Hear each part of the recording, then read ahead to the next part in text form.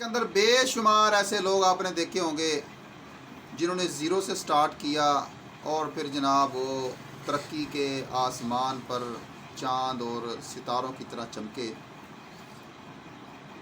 ایک نا جی کریانے کی دکان تھی، تو وہ تھوک کا کام کرتا تھا، گھی کا۔ تو اس نے نا جی بڑے ایک ٹین یا ایک کنستر سے کام شروع کیا اور ایمانداری کے ساتھ آگے بڑھتا چلا گیا، بڑھتا وہ پھر ایک شہر کا نا جی بہت بڑا وہ تاجر بنا۔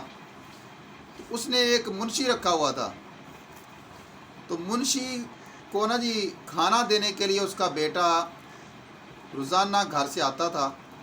تو وہ جس ٹیفن کے اندر وہ کھانا آتا تھا، اس منشی نے وہ ٹیفن بہت بڑا رکھا ہوا تھا۔ تو کئی لوگوں نے کہا یار یہ بندہ تو ایک ہے کھانا کھانے والا تو یہ اکیلا ہے، تو اتنا بڑا ٹیفن۔ بہرحال کافی سال اسی طرح سسٹم چلتا رہا۔ تو ایک دن نا جی اس نوکر کا جو بیٹا تھا، کھانا دینے کے بعد جب واپس گھر جانے کے لیے روانہ ہونے لگا، تو دکان کی سیڑھیوں سے اس بچے کا پاؤں پھسلا۔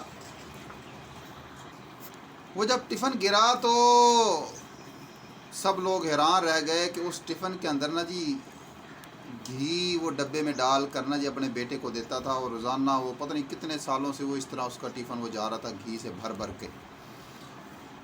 تو دکاندار کے مالک نے دیکھ لیا، تو اس نے اپنے ملازم کو اندر سٹور میں لے گیا اور جا کر کہا دیکھو یہ کتنا سٹور میرا بھرا ہوا گھی سے، یہ میں نے بالکل 1-2 کنستروں سے کام شروع کیا تھا، اور آج اللہ نے برکت اتنی دی کہ میں پورے شہر کا بڑا ایک ہول سیل ڈیلر بن چکا ہوں۔ اللہ کے بندے تو پتہ نہیں کتنے سال سے لوٹ رہا ہے مجھے، میں لوٹنے والا ہوں اور تو لوٹنے والا ہے۔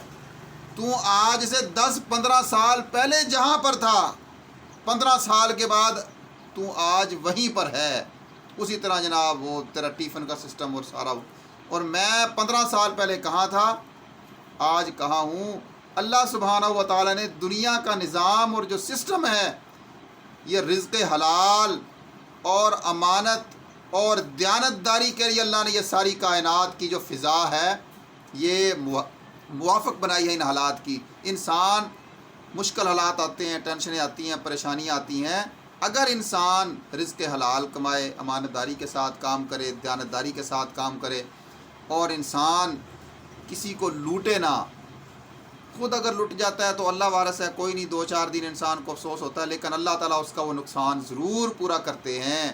اللہ تعالیٰ ہمیں سمجھنے کی توفیق عطا فرمائے۔